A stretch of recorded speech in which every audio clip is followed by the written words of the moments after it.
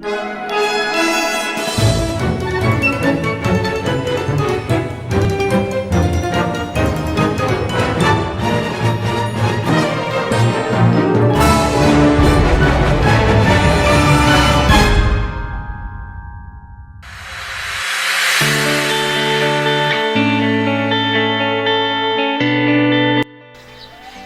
everyone! A pleasant day to all of you. How are you today? I hope that you're doing just fine because today we will be learning on how to use Automated Intervention Material, also known as AIM. It was designed and developed to assist learners have difficulties in reading and writing numbers in words and in symbols. This AIM entitled Read It, Match It that projects the idea on how to read and write numbers in words and in symbols in fun ways. I am Teacher Rosel, Grade 3 teacher of Esperanza Elementary School. Are you ready? Okay, let's go! Our main task is to read and write numbers up to 10,000 in symbols and in words with the following subtasks. 1. Identify the place value and value of a digit number. 2nd, strengthen the patience in doing hard work. 3rd, follow the steps in reading and writing numbers in words and in symbols. The first part of the AIM is Guide Card, where it gives the overview of the lesson. These were the parts that leads the learners in performing the task.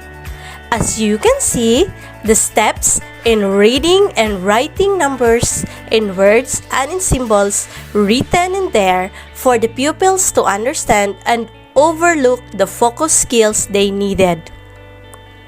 Second, this is where the task that learner should undertake in developing reading and writing numbers in fun ways. It is the activity card. This is just simply a jigsaw puzzle, but it has a twist, in which the puzzle pieces have written at the top of it, and it will be put in the puzzle frame that corresponds to the answers to that puzzle pieces. After the learners finished answering or completed the puzzle, flip the frame and check the answer above on the upper right corner of this book. If the picture of the back of the frame matches the picture on the upper right corner, then the answer is correct. The third one is the assessment card, in which there were two kinds of assessment where it helps the learners measure their level of mastery in the competency. The first one is matching type. Match the number in words in column A with the equivalent number and symbols in another column.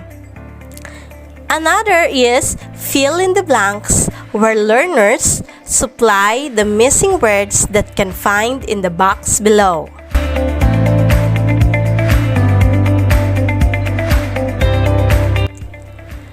The next one is enrichment card, by providing another exercises for further skill. On this part, pupils will read and understand the problem given and give the answer on that questions. Then the reference card, where the list of resources found. The last one, the answer key card, that provides the answers to all the exercises and the activities. Once again, I am Teacher Rosel, your fantastic buddy in learning AIM. Goodbye!